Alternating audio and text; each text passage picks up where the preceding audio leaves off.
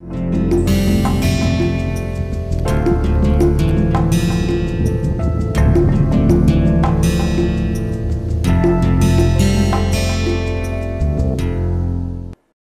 this lecture, I will make some concluding remarks regarding growth kinetics, and let us consider interface controlled growth, which the velocity of growth is dr by dt, as we had seen in the last lecture, is given by the following expression: lambda nu exponential minus delta gd divided by kt times 1 minus exponential minus v delta gv divided by kt, and all the terms in this expression you are already familiar with. Now, in this, what I want to look at is that when the undercooling is changed, as the temperature at which the transformation is taking place is lowered, or the growth is taking place is lowered, what happens to the growth rate? So, let us see. We have delta GD, we will assume is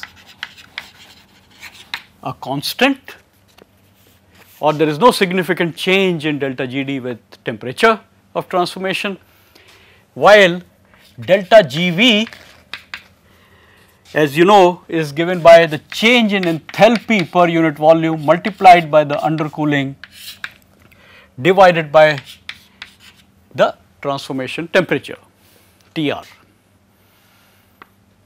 So, let us see what happens, because delta T is the transformation temperature minus T, and T is the temperature at which we are looking at the growth rate. So, as the temperature at which we are looking at growth is reduced, this implies the undercooling delta T increases, and very clearly from this expression delta GV would also increase. Now, let us look at this term. What happens to this term containing delta GV? As delta GV increases, implies that the exponential term reduces as delta GV in the exponent is a negative quantity here, and I should make I should note that I am taking the absolute value of delta GV here in the exponential. Hence, if this term reduces, the term 1 minus exponential minus v delta GV divided by KT would also increase, because the exponential term reduces. So, 1 minus that exponential term will increase. So, as the temperature of growth is reduced, temperature at which growth is taking place is reduced, that means the undercooling is increased, the term in the square brackets increases. Now, let us look at the delta GD term. What happens when the temperature is reduced or the undercooling is increased? Well, that is straightforward, that as the temperature T is reduced and delta GD being a constant, the exponential term minus delta GD divided by KT has to reduce. So, we have here two terms.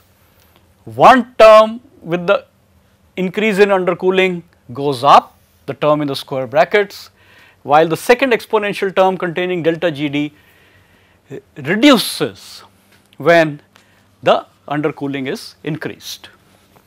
So, if I plot this or I sketch it in a plot of these two terms versus delta t.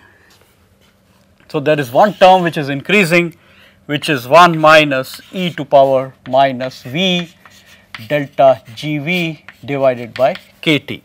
The other term containing delta gd goes down with undercooling, which is e to power minus delta gd divided by kt.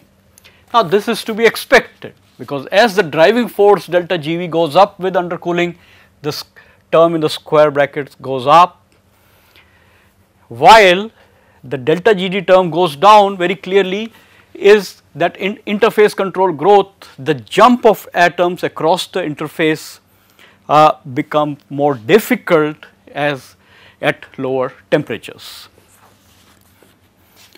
So, looking at these two opposing terms, the overall growth velocity V versus the undercooling at initial stages, at small undercooling, one term will dominate. At higher undercooling, another term will dominate. At small undercooling, we have a small driving force, the growth velocity will be small. At large undercoolings, the jump of atoms across the interface become difficult, hence again we will have a smaller growth rate.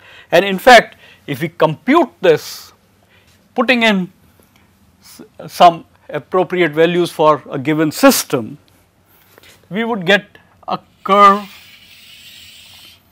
for growth velocity something like this, which will have a peak at a certain undercooling.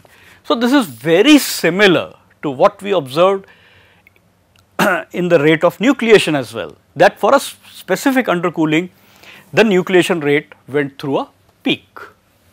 Now, this was for interface controlled growth. A similar kind of situation would exist for diffusion controlled growth as well.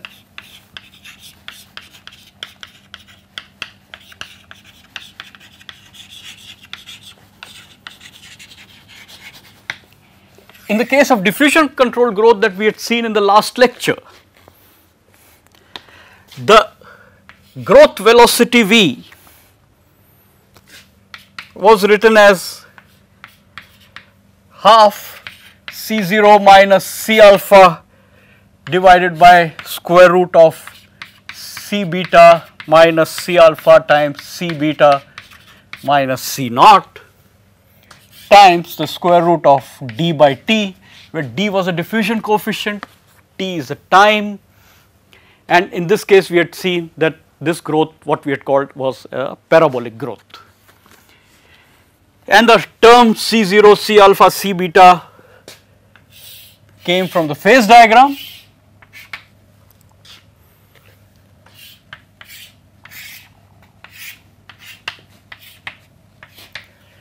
And if you look at it, we had chosen a composition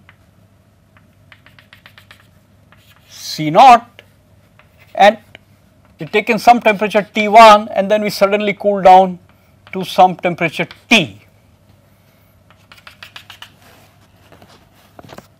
Obviously, at this point we had, if this is the alpha phase, this is alpha plus beta, that at this point, at this temperature, we had 100% alpha by quenching it at time t equal to 0, and it obviously was supersaturated alpha, because the alpha composition as per the phase diagram should be C alpha, and similarly the beta that would precipitate out would have the composition C beta. Now, the amount of supersaturation, as you can clearly see, will depend on the amount of undercooling delta T in this case. Very clearly, if this, let us say if this temperature was T2, then at temperature T2 the undercooling is 0, delta T is 0, and the C alpha composition will correspond to C naught composition, and the supersaturation term in the numerator here would be 0, and hence the growth velocity will be 0. As the temperature is lowered, you will have a certain finite supersaturation which will increase. So, this supersaturation will tend to increase the growth velocity. However, as we increase the undercooling, that means we reduce the temperature. So, if temperature is reduced, this leads to, as I said just now, delta T going up. This leads to C0 minus C alpha, the supersaturation going up, and the other effect of temperature being reduced as the undercooling is increased would lead to the diffusion coefficient D also reducing.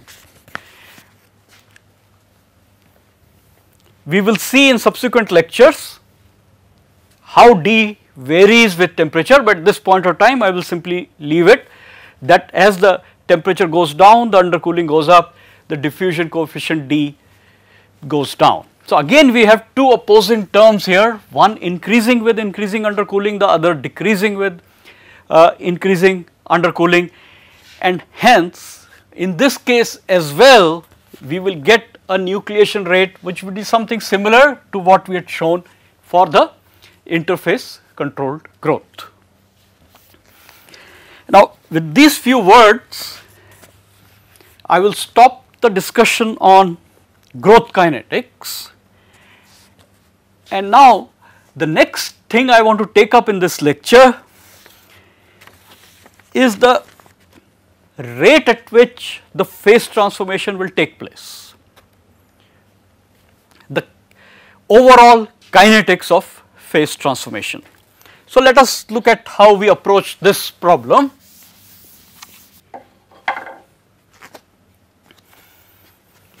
So, we are going to look at overall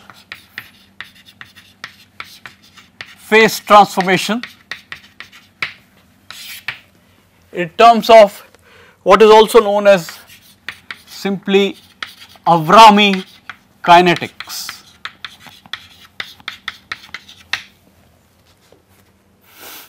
In short, it is called Avrami kinetics, but there are several researchers which have worked on this, and it is also known as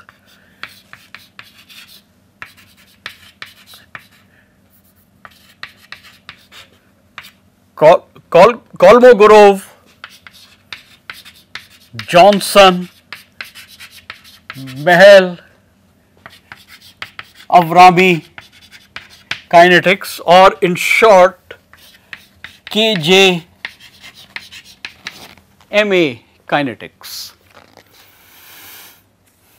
And what we are trying to deduce from here is simply fraction transformed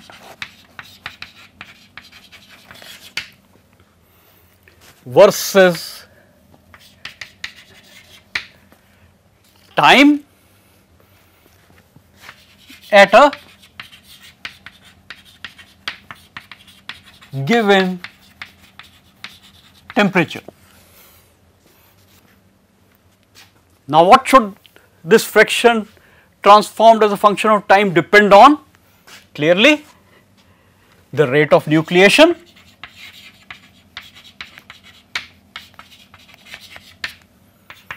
and the growth rate.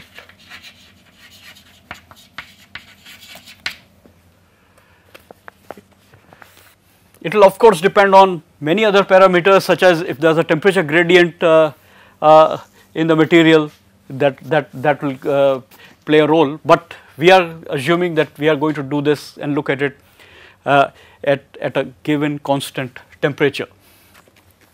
We already know now that the phase transformation first involves nucleation, and then once a stable nucleus forms, then growth of that nucleus. So, we can have several scenarios in the way phase transformation would take place. For instance, we can have a scenario where nucleation takes place continuously.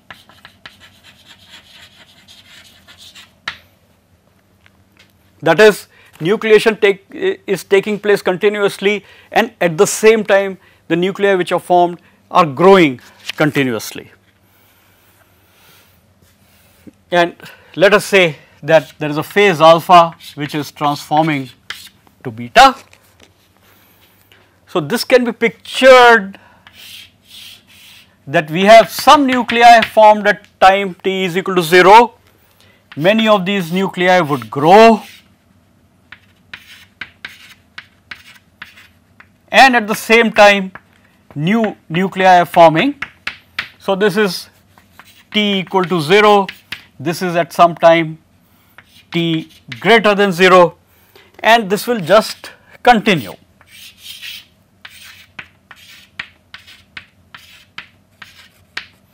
And there are fresh nuclei which are always available.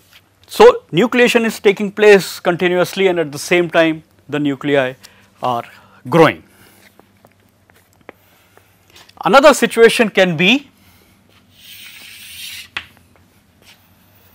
that there are only limited sites for nucleation, and as a result site saturation takes place.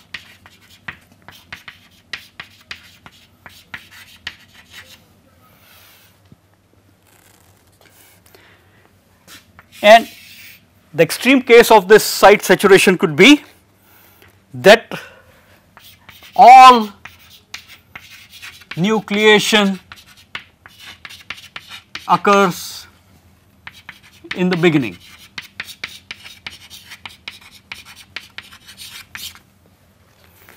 So, we have a situation where we have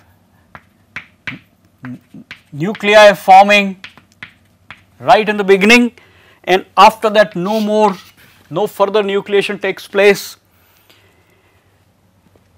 and we have only nuclei which are growing. As time increases, the size of these nuclei are increasing.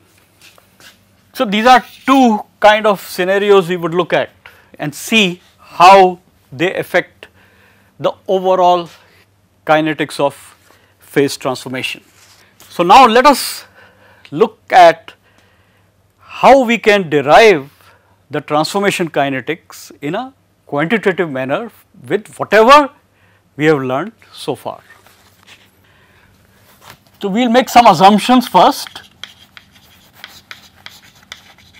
and the following assumptions, which are fairly reasonable, is that nucleation takes place randomly, and for the sake of simplicity, let us assume spherical nuclei.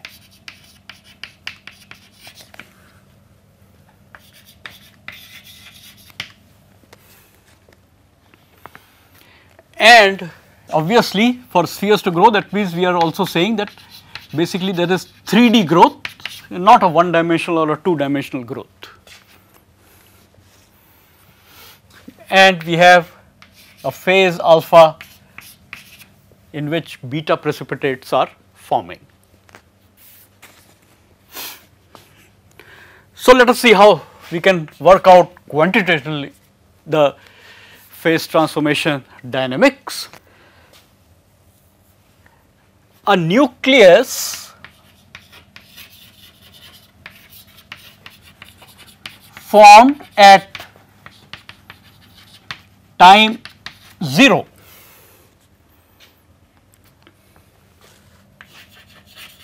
will have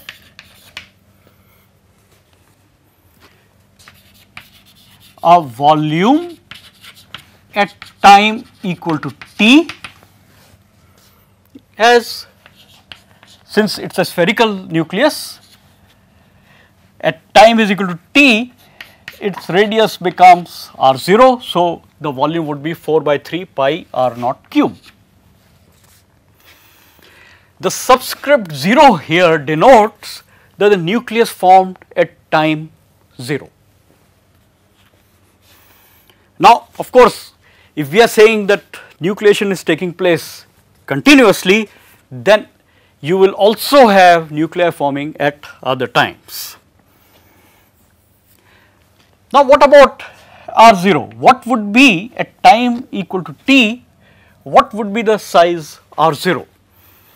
Well, that depends on what model of growth one would take. Suppose it was interface controlled growth, then we have seen that in the case of interface controlled growth, we could assume that the growth rate is constant. In that case, R0 would simply be equal to the velocity times the time t. So, this is constant growth rate v. If it was parabolic growth rate, then R0 would be proportional to t to power half or square root of t, which implies that R0 can be written as some constant b times t to power half, where b is a constant which would include terms like the diffusion coefficient and other terms that we had seen in the last lecture. So, this is parabolic growth.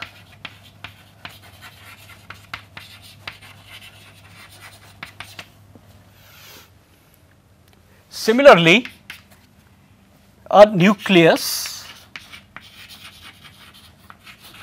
formed at time tau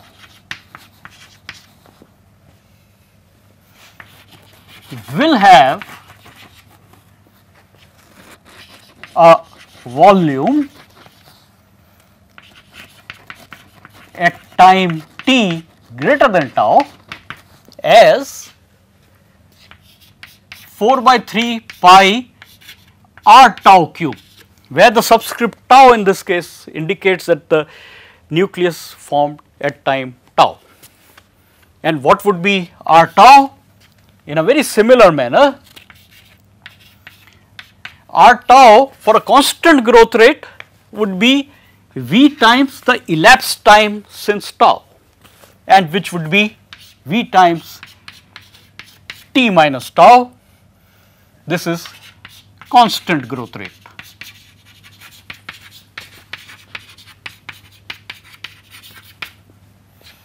While if we are assuming parabolic growth rate, then r tau can be written as the constant b times t minus tau to power half. So, this is parabolic growth rate.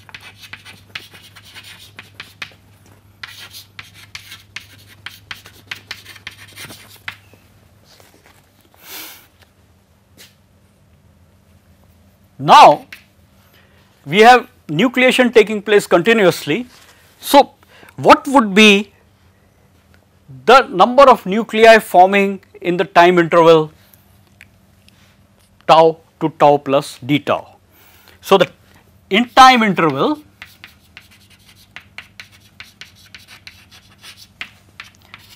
tau plus d tau, the number of nuclei per unit volume would be the nucleation rate at time tau times d tau, and its units would be per meter cube, where I is the nucleation rate with number of nuclei per meter cube per second. Now, we have to combine all of these results to obtain the Avrami kinetics in the following way.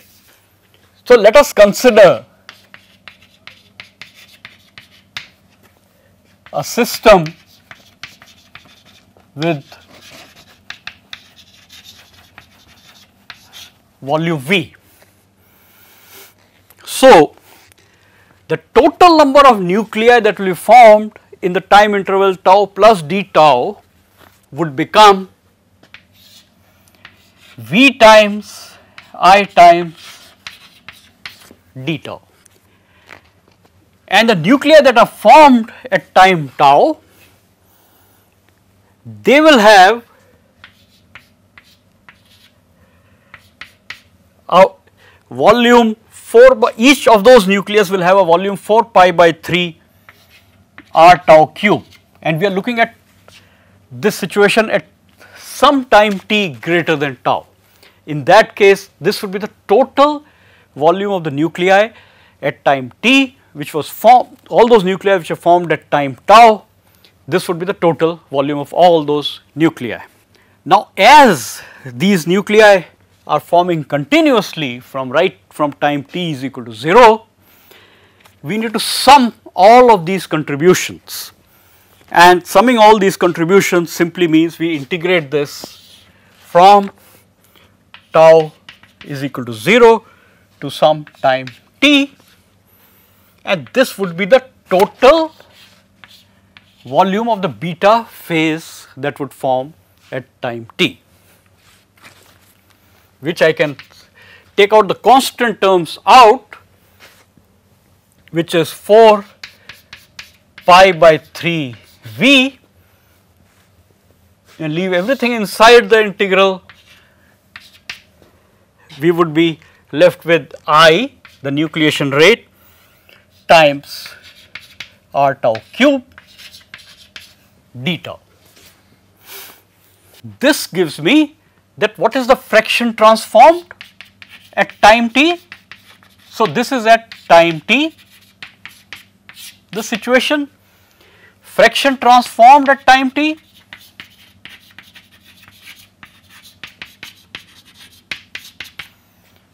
would be f beta, the fraction of beta that is formed, which is v beta divided by the total volume of the system.